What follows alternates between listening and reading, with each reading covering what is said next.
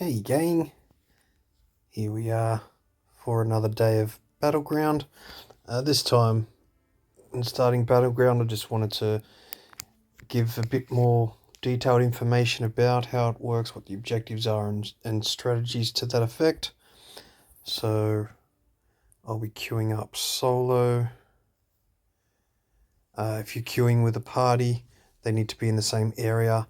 And sometimes if you're on different difficulties, I think it is, you might go in, but your party members are left out in the cold. So that's not fun if you're trying to organise some good matches.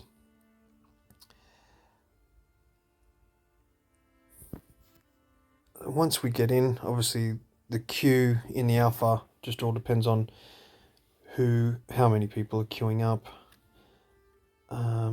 There are options to choose offense or defense, which they've disabled for the alpha just to get people into matches, I think. It's basically a practice for the Rites of Exile. It's the same mode, same feature. I definitely advise trying to practice as much as you can in Battleground, because it is the main mode of PvP. It can be quite difficult to begin with as you're getting used to it. Even in OPA, there'll be people who've had the advantage of learning how to play, which is one reason I want to put a fair bit of PvP content up to assist people in catching up on that learning curve and improve the game for everybody. The faster people can learn how their skills work, how to best use them, what's most functional in PvP, the more fun it's going to get quickly. Of course, it's not uncommon for people to, get destroyed by something and just start screaming that something's OP before they actually investigate how they can counter that ability. For example, playing a monk, you are doing damage with your fists. There are only a couple of abilities that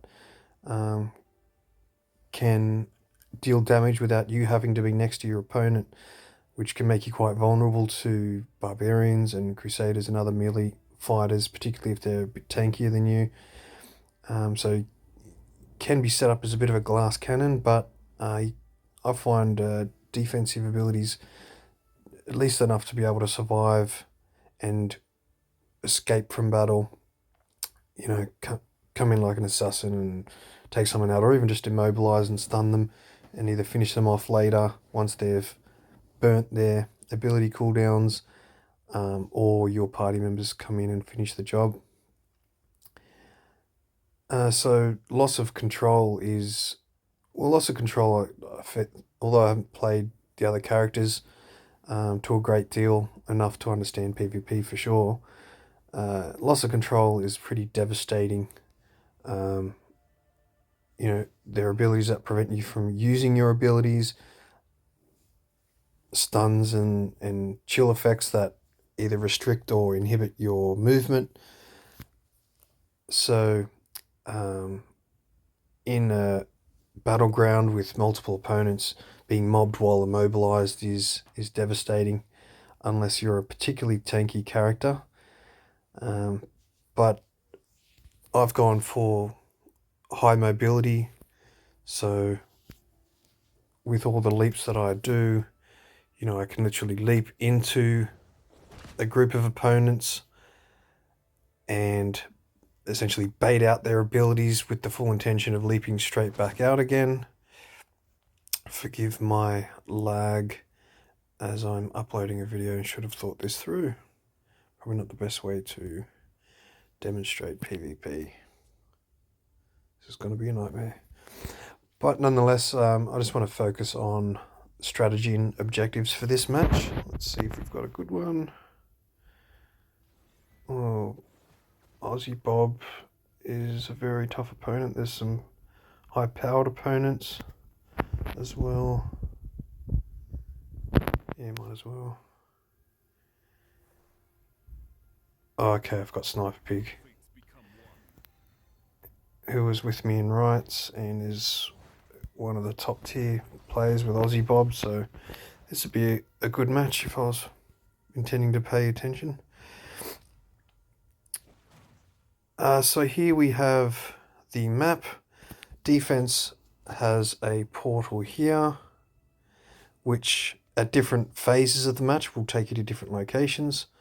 As you can see, my teammates are spawning here for the first instance, of which the attackers are trying to kill these guardians. Once they kill these guardians, they need to activate these guardians and then walk them up to destroy the force fields here, preventing them access to your flag, so to speak, and destroying this wins them the battle. On defense, they have times for each of these stages, and also an 80 kill count. So if you're able to achieve 80 kills, then the game is over. Now, most players, because the center guardian is the closest essentially, will typically run down the center, but after you've destroyed here, you then need to double back across the center to kill the others. So I find the best strategy, if you can organize or get in party chat, is to start at either end, because once this guardian is destroyed, it's simply a matter of moving across the map and whilst defending these entry points to your position, and it's just slightly better. You can, of course, split your opponent by destroying the center guardian first. It's not a huge deal. And so we will be teleporting into this location first. Following that, we teleport into this location for this objective, or I think it's this one from the portal. So on offense, a very effective strategy is to camp this location in order to force the defenders to now run through the map, because it's too hectic to use the teleport, and the time it takes for that, you can progress your guardians much quicker. So that's basically it for a map strategy. So I'll jump into the match and stop giving my team a disadvantage. I still have my PvE skills on.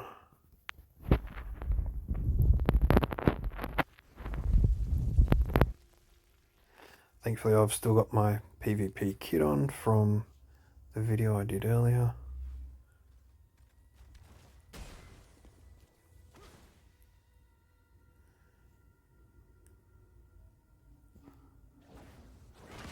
Yeah, I'm still laggy, so this is going to be very tough.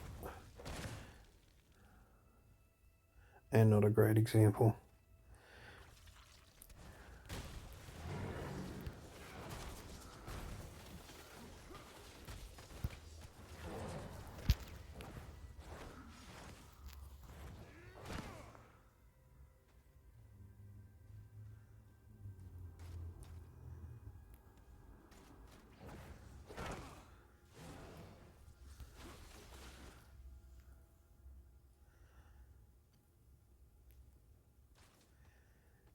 Of course, being able to join with a party and have voice chat, for me, unfortunately, Discord is not a great option. It disables game sound, and literally you can hear abilities being cast and used outside of sight range. So knowing that you're about to jump into a black hole from a mage for a fragile monk is pretty important. But to be honest, having too many people in the one chat is not going to be that helpful anyway. So parties of 4 works quite well. You can, essentially group up on each of your objectives, split up, still have coordination, and not be talking over each other. I'm not quite sure how many people can spawn. 1, 2, 3, 4. 1, 2, 3, 4. Yeah, so I think it's 8 on 8. So 2 parties of 4 maximum. So here they are now spawning from this location for these objectives, from the center location for these objectives. So holding them at this choke point becomes a good strategy in balanced matches of high-powered, skilled players. It can be quite difficult to get away with this kind of spawn camping. I think we've only got a few strong players on each side. So, you know, you're mostly killing underpowered opponents. On offense, if I was in this situation with my leaps, I would try to make a run for it, draw their attackers away so that my party could get out. Whether or not I die is not a massive issue at that point. So since we're doing okay, I'll take time. So obviously your attackers spawn here at this for the first stage, spawn here for the second, and they'll spawn here for the third. So the final stage can be quite hectic, and if you've died too many times and it takes longer and longer to spawn each time, then that makes it very difficult to defend this position purely by numbers.